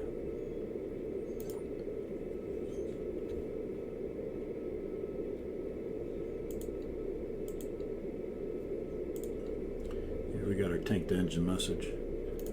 I'm going to go ahead and turn off these off-path descent. I'll turn that off. And go to the fuel synoptic, and we'll complete the checklist for the fuel override 2 and 3 aft. Sonic 44 Heavy turned right now, heading 150. Sonic 44 Heavy right turn 150. Correction, make a 160. Sonic 44 Heavy 160. Sonic 44 Heavy descend and maintain 3,000. Sonic 44 Heavy leaving 5,000 for 3,000.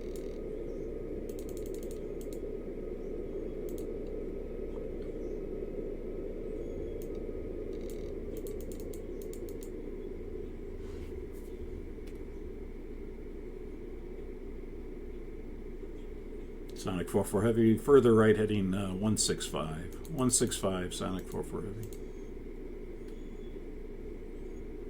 Let's go flaps 1. Flaps 1.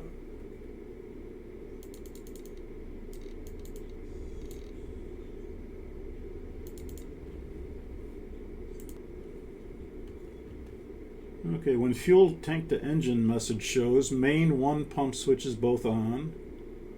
Main 1 pump switches both on.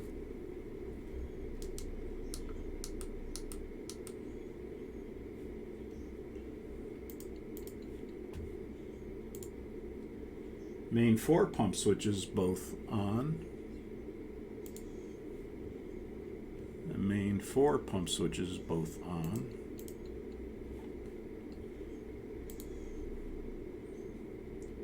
And fuel crossfeed 1 and 4 valve switches off. Crossfeed 1 and 4 off. And that brings us to tank to engine basically.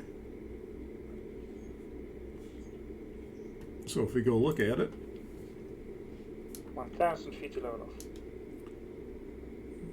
you can see here that we're basically now tank to engine.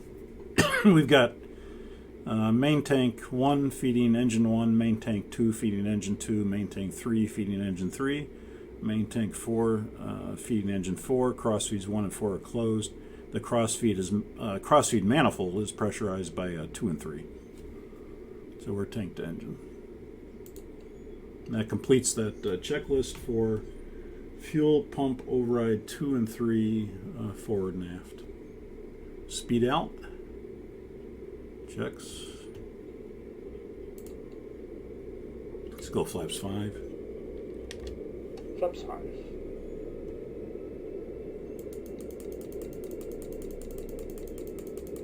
Sonic 44 Heavy, descend and maintain 2,200, expect to turn on outside of buck. 2,200, leaving 3,000, turn on outside of buck for Sonic 44 Heavy. Okay, 2,200. Checks.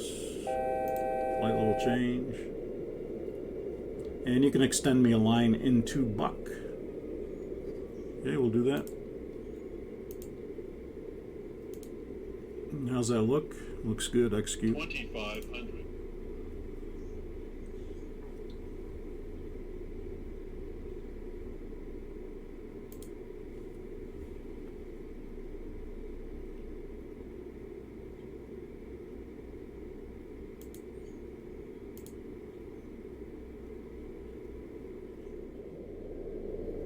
Hey, Sonic 44 Heavy, you can turn right now to heading 240, heading 240.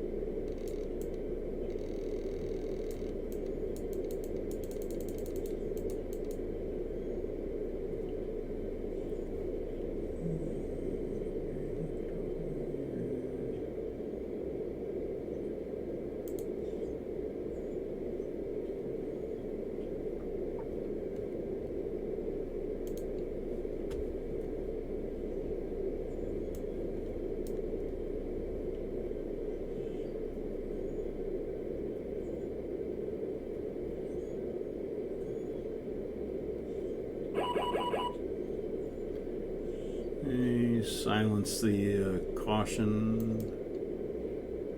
We have a flaps control. I'll fly the airplane. I'll handle ATC. You get out the checklist for flaps control. Approach Sonic 44 Heavy. We've got a flap control indication. We're going to need just a little bit of extra time for planning purposes. We'd like to fly across the localizer if that's possible. Sonic 44 Heavy, Roger. You can maintain your present heading vectors across the localizer for spacing. Sonic 44 Heavy, Roger. Copy. Okay, flaps control checklist. That's going to be under the F's, flaps control.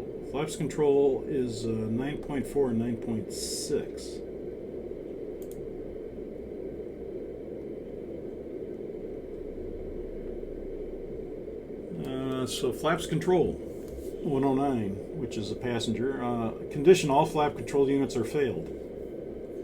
The objective is to use alternate flaps. Flaps still extend or retract normally with an inoperative flap position indication. Choose one. Is it during flap retraction or during flap extension? It's during flap extension. Go to step 2. Use flaps 25 and ref 25 for landing.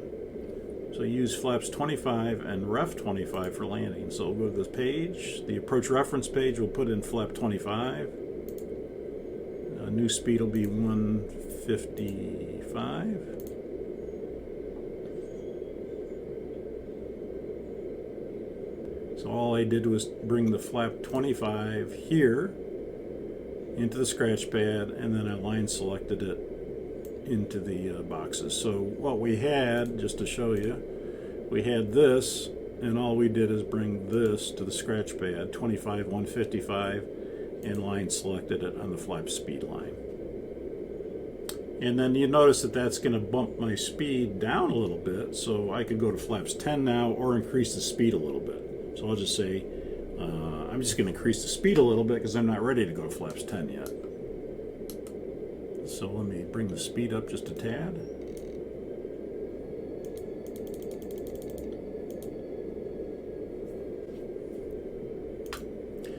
Sonic 44 Heavy, you can turn right now, 060 vectors back for the localizer if you're ready. We're ready. Heading 060, vectors back to the localizer, Sonic 44 Heavy. Okay, so it's during flap extension. We said use flaps 25 and VREF 25 for landing. We did that. Plan additional time for flap operation. Well, the most of the time is going to be between 1 and 5, and we're already at 5. Alternate flap arm switch to alternate. Alternate flap arm switch to alternate. Okay, push that to alternate. Alternate flap selector. Move to extend or retract. Move to EXT or RET to extend or retract the flaps on schedule. Okay, so we'll go, and let's go flaps 10. So we'll extend the flaps to flaps 10.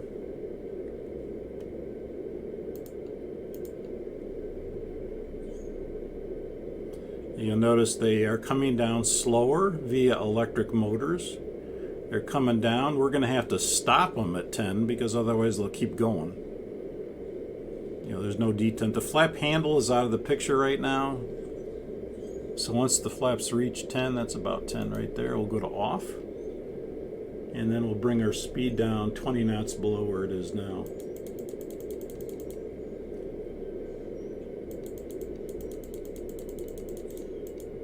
Now, I'm not sure this is right, because we actually, when we do this, we actually have the flap speeds over here on the PFD. But I'm bringing it 20 knots lower to about 176 or so. 20 knots lower than the flap 5 speed, because I don't have an indication here, but I don't remember doing this ever in the simulator. It's usually you have this, the flap 10 speeds over here. It's independent of the flap lever, apparently. Now let's continue the checklist. Choose one. Expanded flap position indication is operative or it's inoperative? Well, it's operative for us. Go to step 7. Go to step 14 because it's operative. Checklist is complete except deferred items. Okay, let's do the deferred items. Let's do a descent checklist. Give me a recall. Cancel that. Sonic 44 Heavy, left turn now to a heading of 3. Make it 010 on that heading. Cleared the ILS approach runway 34 right. Cleared the approach. Sonic 44 Heavy. 34 right. We'll contact the tower buck. We'll switch to the tower buck. Sonic 44 Heavy.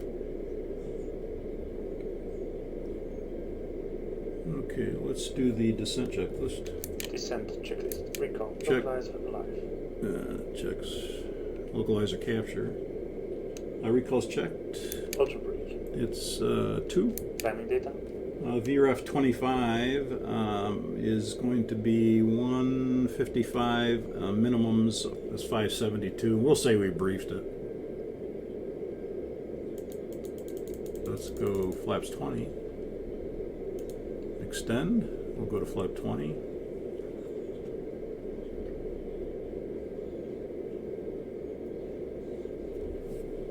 And continue the checklist. Approach briefing. It's completed. I-72. Approach checklist. Approach checklist. Altimeters. Stand by. Let's go gear down. Gear down. Let's wait for the gear down.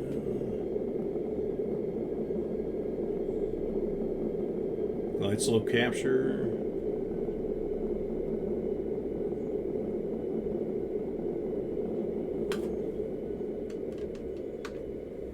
Okay, flaps 25.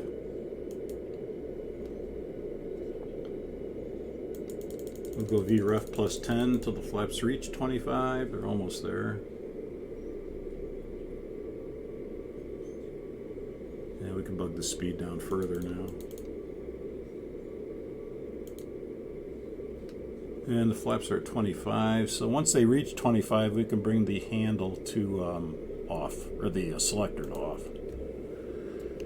Landing checklist. Altimeter. Yes, approach checklist. Altimeter 3000. Approach checklist complete. Thank you, landing Landing checklist. checklist. Speed brake. Armed. Landing gear. Down. Flaps. 25. Landing checklist complete. Thank you. Mr. Approach altitude is 5,000. Crust bucket 2,200.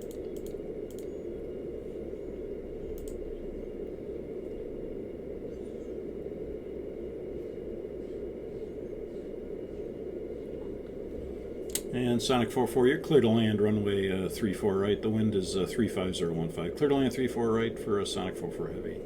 1,000 feet, instruments normal, Mr. Approach altitude set.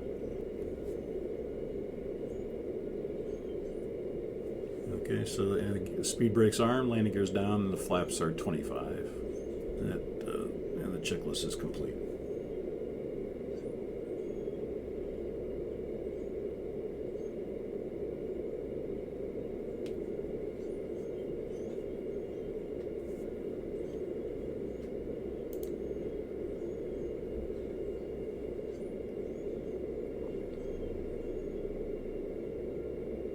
Approaching minimums.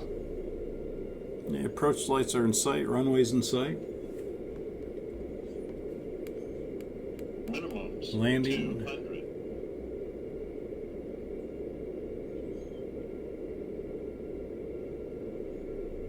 $100. 50. 40. 30. 20. 10. The speed brake's up. The reverser's normal.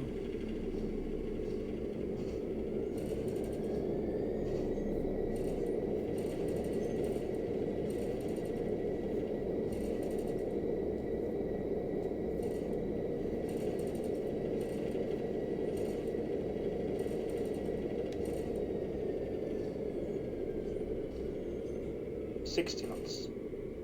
Check.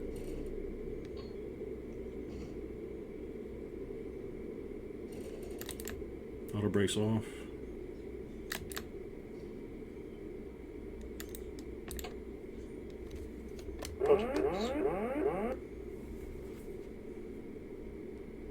Autopilot's off.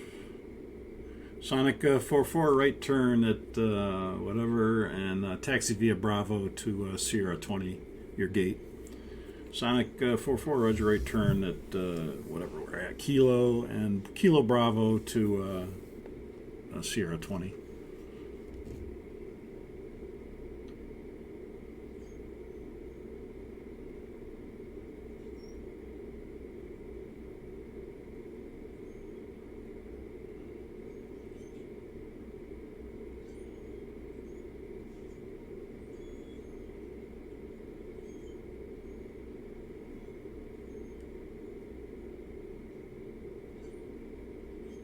Yeah, we're coming off a Kilo, and then we'll go right turn on Bravo. We'll continue that right turn. And we're going to clear our flap control problem up.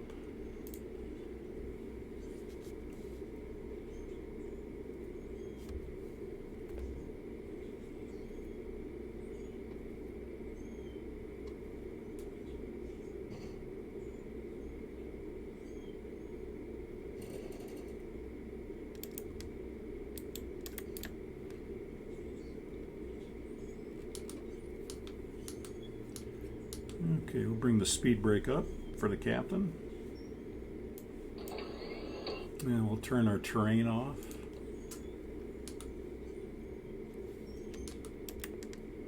And after landing procedure, we're going to, the flaps are now normal. So we'll go ahead and turn that off. And let's do the after landing procedure.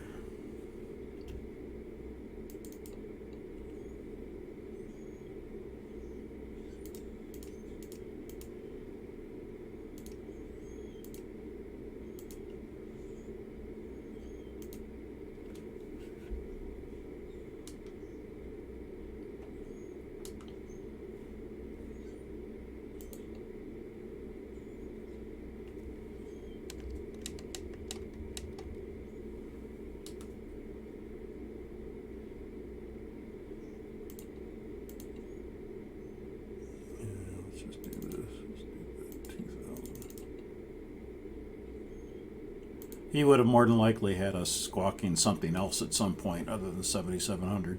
Once we made that rapid descent, we would have changed to some other code.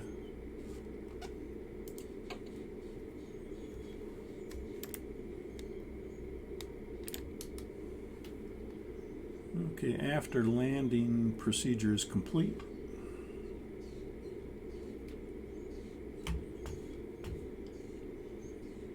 Sonic 44, continue via Bravo and left turn at Sierra into your ramp area. Contact ramp. Sonic 44, roger. Will do.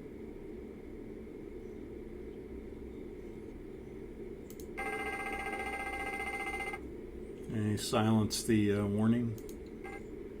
Fire APU. I'll stop the airplane, set the parking brake.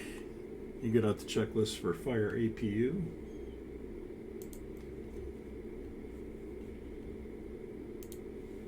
And fire APU would be on the quick action index. It's 8.1. APU, we have an APU light. Condition fire is detected in the APU. APU fire switch confirm. Pull and rotate to the stop and hold for 1 second. Okay, APU fire switch confirm. Confirm. Pull and hold to stop for 1 second. How do you push this thing out? There it goes. Hold for 1 second. Okay, we had the APU bottle discharge. It discharged automatically if you noticed, but we're backing it up by pulling and rotating. Choose one. Fire APU message stays shown. Plan to land near a suitable airport. That's not the case. APU fire APU message blanks. Go to step 3. Do not accomplish following checklist. APU.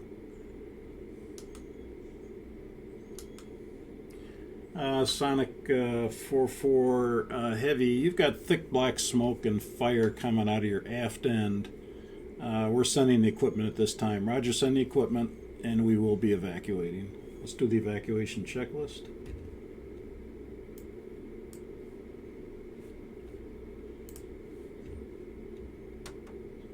Okay, the evacuation checklist is on the back cover of the QRH. Conditioned evacuation is needed. Parking brake set. Captain.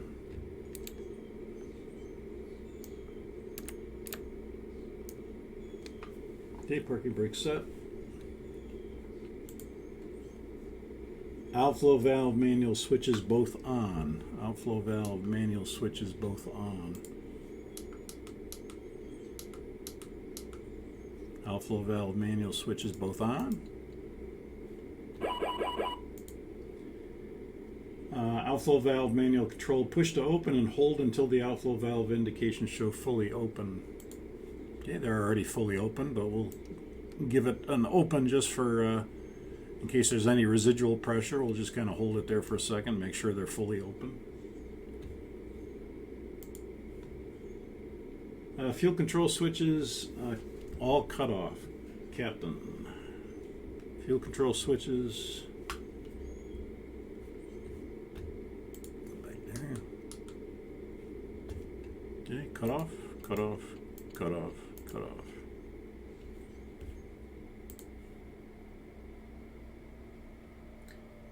Advise the cabin to evacuate. Okay, we'll do the evacuation signal.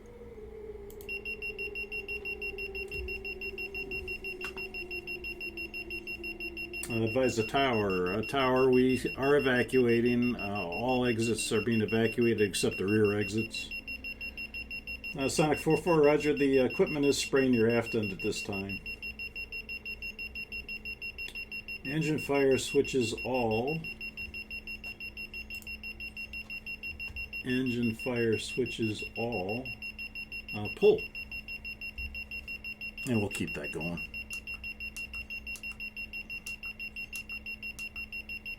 Engine fire switches all pull. Pull, pull, pull, pull. Remember, these are unlocked when you bring the fuel control switches to cut off.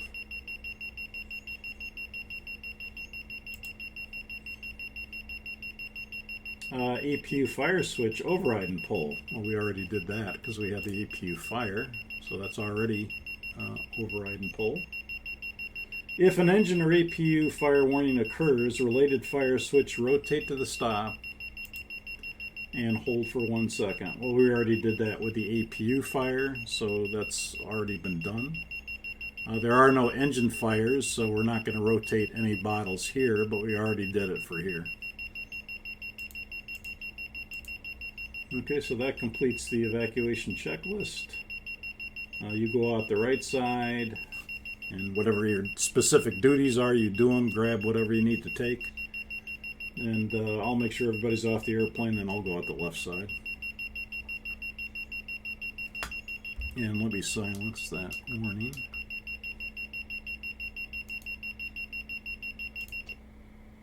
Okay, we'll silence that. And that completes the checklist. Okay, and we'll just leave it like that for the airplane, and we're out of the airplane. And whatever our specific duties are, airlines usually specify what the duties are in terms of, you know, who would grab maybe a portable ELT, and if the captain would take the logbook, you know, things like that. And of course, the captain's going to be the last one off, verify that everybody's off the airplane. The FO will go out the right side and then usually assist people. And again, if there were any specific instructions from the flight deck, they would make it to evacuate in any specific exits and disregard the other exits. So it would, you know, be generally it would be based on what you want to evacuate left or evacuate right or evacuate forward. And the flight attendants are going to assess their stations anyway to determine whether it's safe to open the door or not. Okay, so